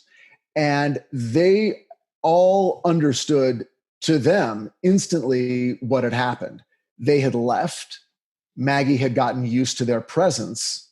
Someone else started occupying the house. Maggie didn't know who that person was or why they were there. And something about the fact that they left, because they had never left the house for that period of time before. They'd never gone on any trips, and now they were gone for a week. And they all felt that somehow Maggie had been left behind, felt abandoned, and that marked the end of the experience. Oh, wow. Now, all right. So how did you hear this story again? It was told to me around a fireplace in the midsummer of 1979. When you were young, by the people that experienced it? Friends of friends who had experienced it. And they told the story very straightforward. There was no embellishment. It was just, well, here's some stuff that happened. It's almost like someone telling you about, the trip they took to Disneyland.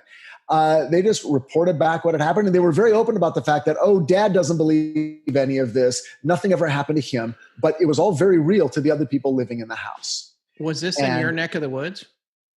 This was, I believe this was more in Central California. I live in Southern California. So I wasn't, and again, I was 13, but it was the first time I'd ever heard directly from someone who had ever had any experience. And what stayed with me was how sad the ending of the story was. Yeah. How not scared they were after that first night. And how quickly it became a part of their life that 3 people in the house understood, assimilated, and lived with in a very easy way. And the 4th person never believed any of it, never had any experiences at all. And that was really hard for me to understand. I'm like, wait a second, if all this stuff was going on and someone else was living in the house, they must have experienced it too. But they didn't, which sort of goes back to that subjective experience thing I was talking about, which is it's either happening or it's not. And that's what we always think. It's happening or it's not. But you could be in the same house, and for you it's happening, and for somebody else it's not.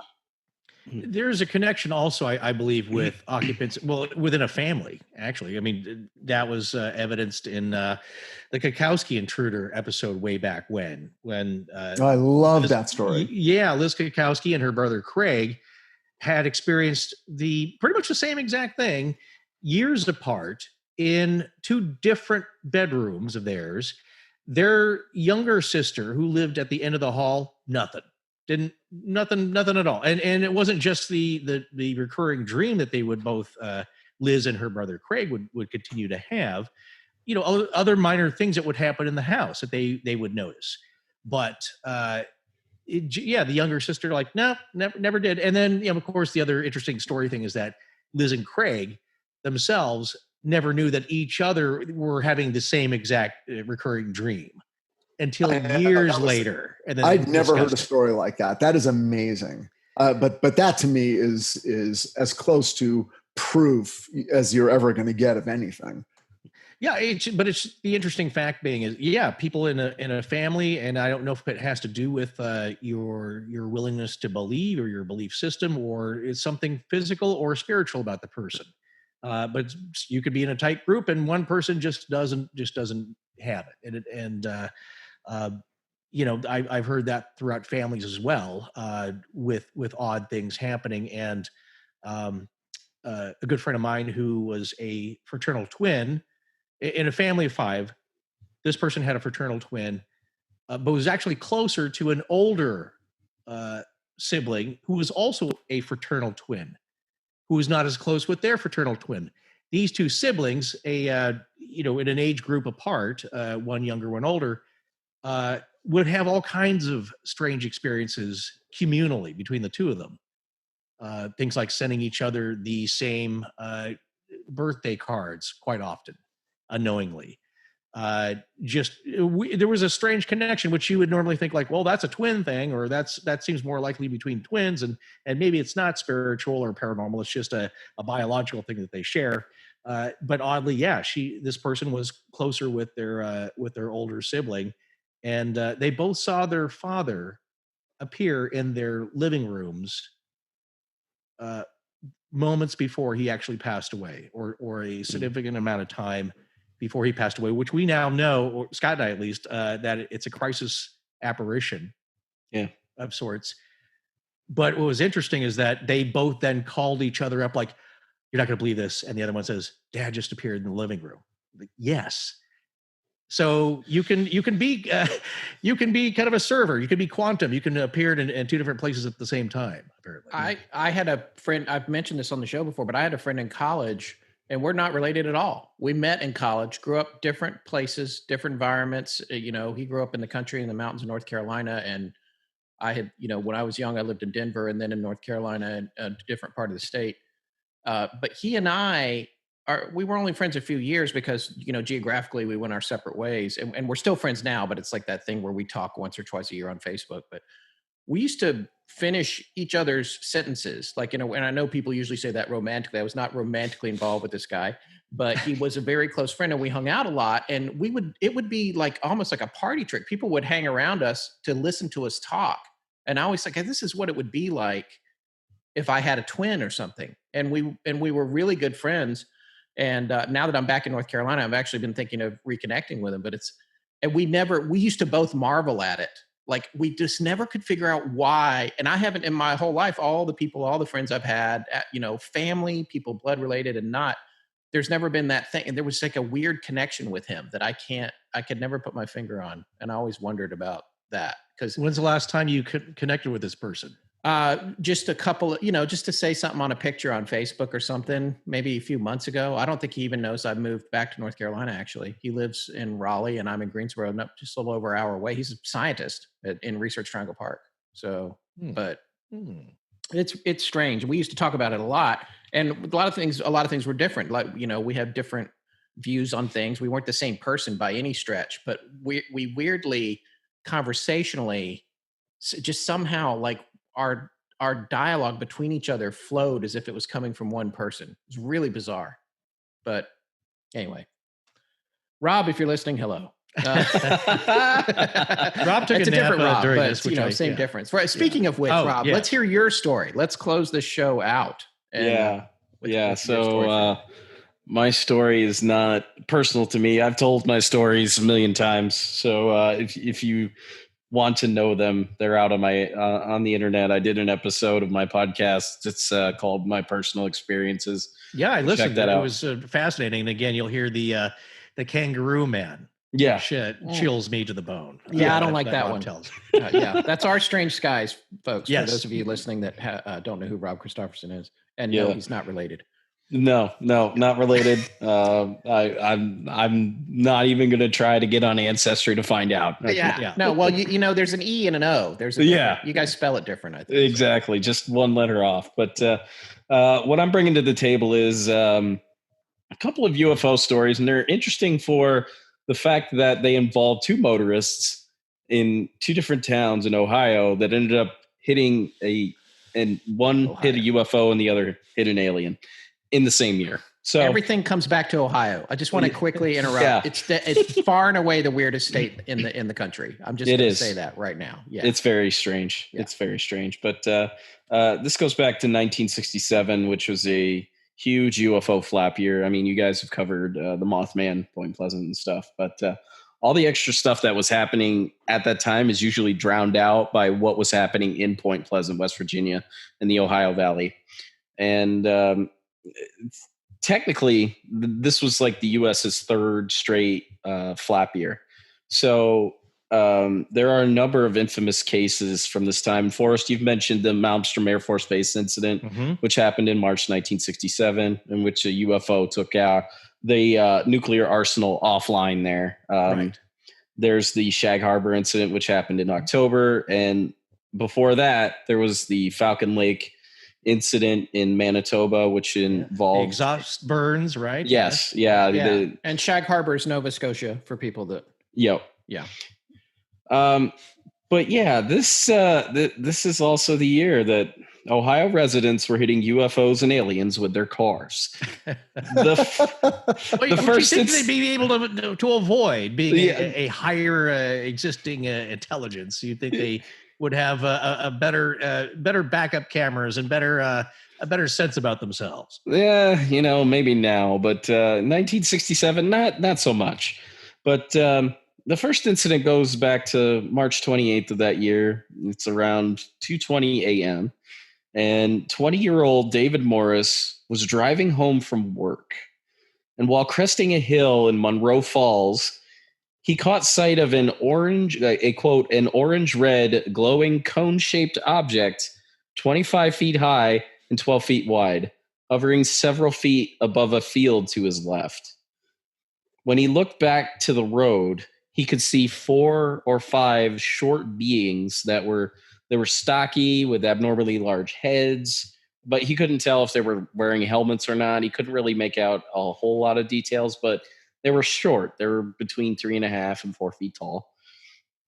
And they also seemed to be glowing themselves this strange orange color. And the small figures were running very quickly back and forth across the road with much more speed and agility that Morris could. And they seemed to be moving with purpose from a drainage ditch on the north side of the road to the south side and back again. The figures gave no notice of the motorist. They didn't pay attention to him at all, and he tried to slam on his brakes. But unfortunately, he hit one of the beings with his car. It produced a loud thump, and he claimed to see an arm fly up in the air, and it looked like this person was wearing some kind of mittens because he couldn't see his hand. And whatever he had hit, it produced a strong metallic odor for some reason. Ooh. And he went forward about 8 to 10 feet. He slammed on his brakes, and he looked back, and he could see the other beings were now gathering around the injured one.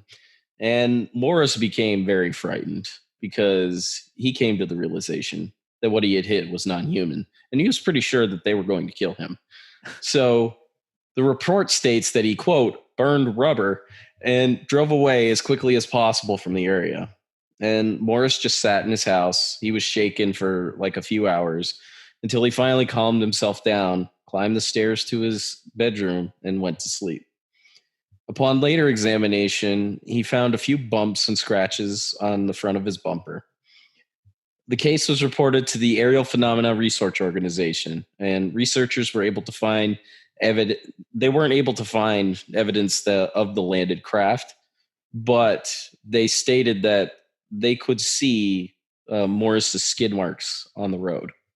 So that was a number of strange cases involving that's just the first one here, but there were a number of strange cases in 1967 involving UFOs, aliens, and cars. In another case in Riri, Idaho, a UFO stopped a car in the middle of a rural road, and an alien being came out. It floated out of the craft and actually came over to the car, opened the door, pushed the two guys in the front seat over, got behind the wheel, and drove this thing into a field. So that's right. So they got carjacked and taken hostage. Yeah, and this encounter was brief, but the two witnesses, Guy Tossi and Will Begay, they were traumatized for life after that. But back to wasn't insured to drive the car. You know? Yeah. Well, wait, what happened after they got into the field? One of the guys, because it came to a stop, the car came to a stop. One of the guys jumped out of the vehicle and ran to this nearby farmhouse. The other one cowered in the passenger seat, looking at the alien being. The alien being's trying to talk to him, but he can't understand what he's saying because it's in these like weird chirping sounds and stuff. Oh, and the alien being gets animated. It would be amazing to see an animation of this. The alien being gets out. He meets up with another alien being that was in the vehicle or in the craft. They both float back to the craft, and it takes off. So he really just needed a ride from the road back to his original ride. Yeah, it seems like that. You know? Yeah. But the interesting thing is that 2 hours after this encounter, a few miles from where it took place, there was another guy driving a truck who was stopped in the middle of the road by a UFO, and an alien being got out and tried to get into his vehicle. Oh, well, it's fun. I mean, from a logical point, if they're just curious about, like, well, what is your craft drive like? Well, you have to work this thing. Oh, there's a wheel and a stick shift and a clutch. Like, well, this is kind of fun.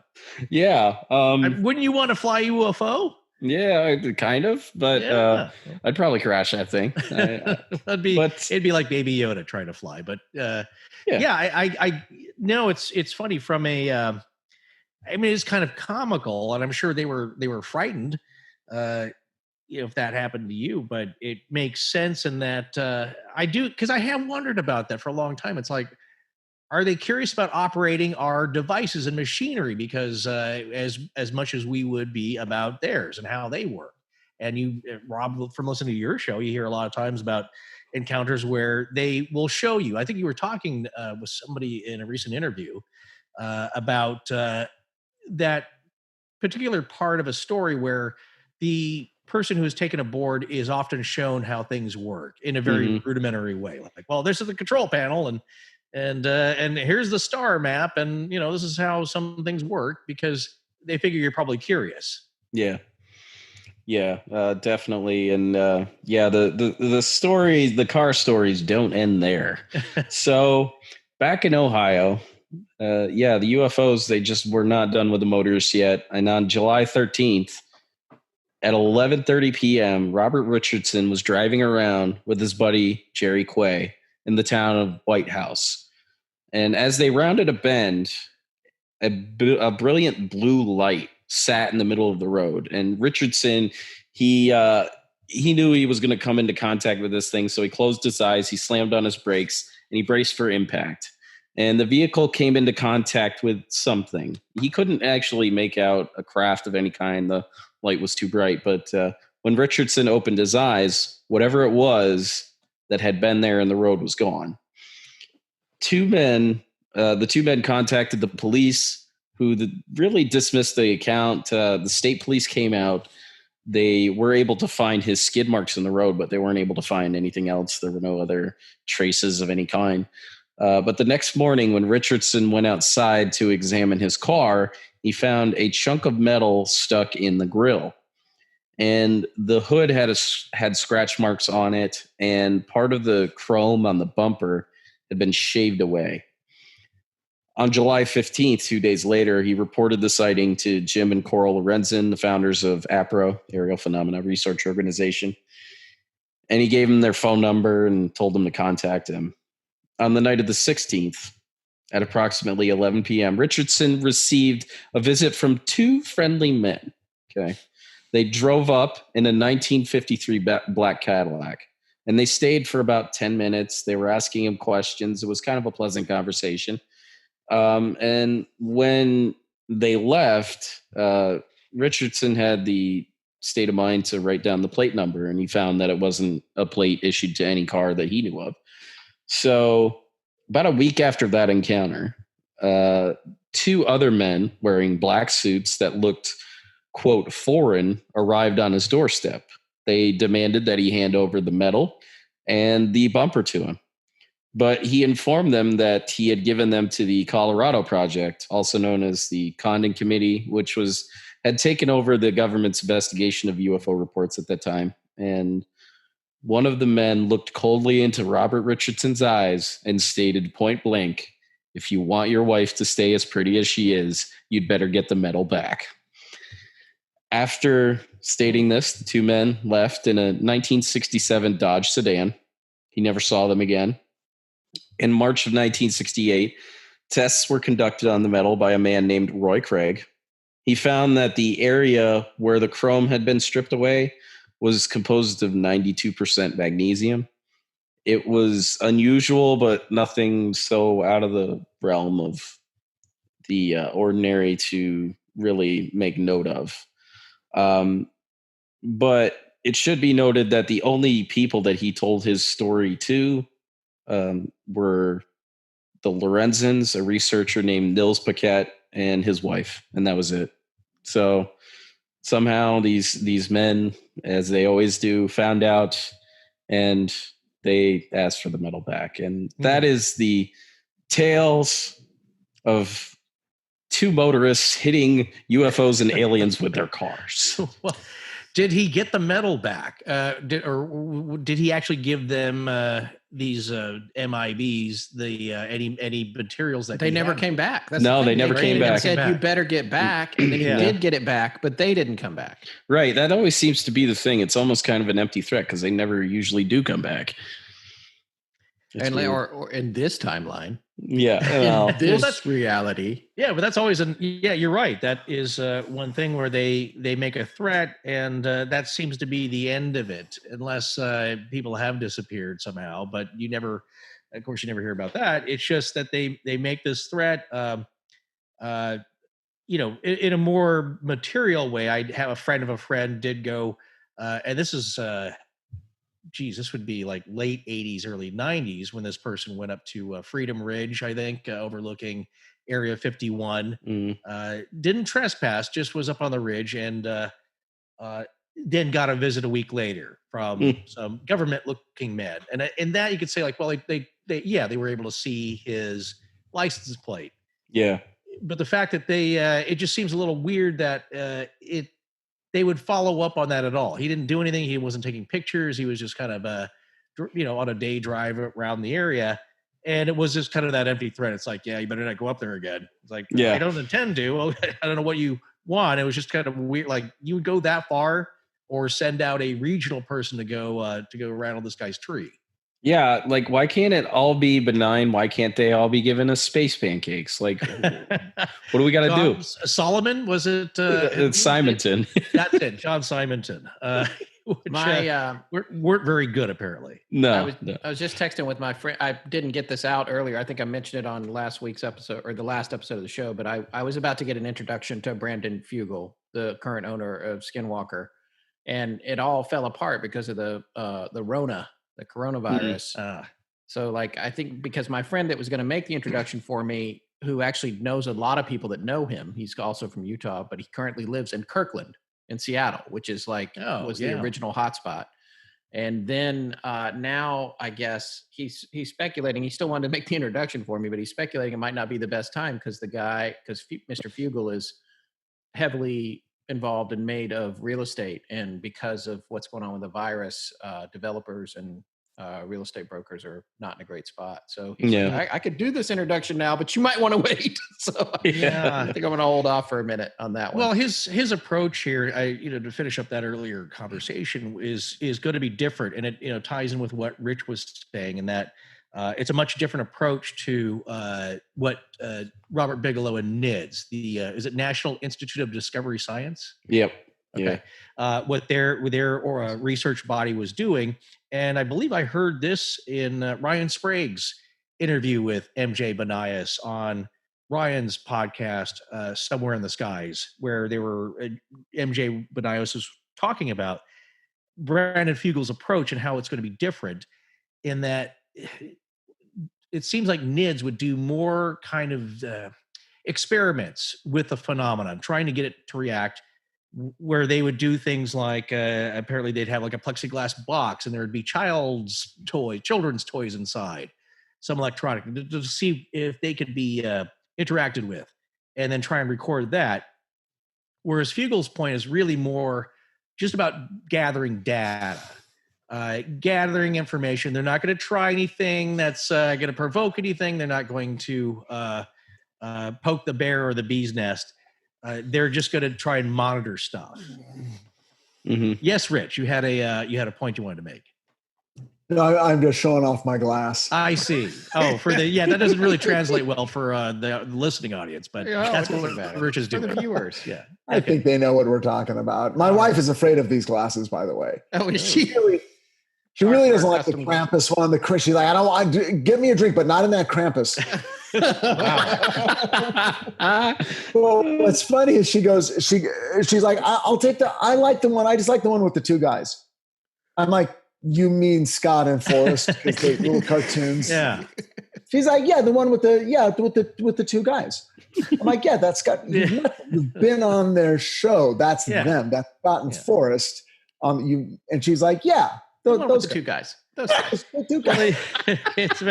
We're so caricaturized that it's I can see how people may not make the connection.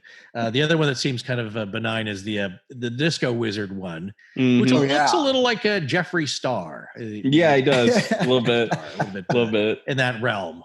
Well, listen, guys, we want to thank you so much for coming on. It was a fun show. If people actually listen to this one, maybe we'll do it again.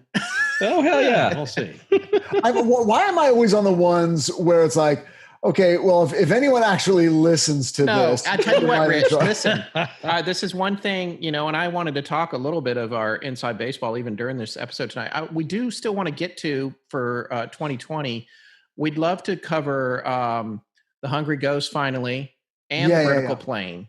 And also that chapter from, I think it was, I can't remember which book it was from. One of those The Hungry two, Ghost about the surgeon. Yeah. Was that from The Hungry Ghost that came back and operated after he was dead on people? Yeah. Well, we should talk offline about those. Plus, I have another idea for an episode that may, I don't know, you guys may really be into it or maybe not. Maybe we've already talked about doing it, but I don't want to say what it is because it's a big one.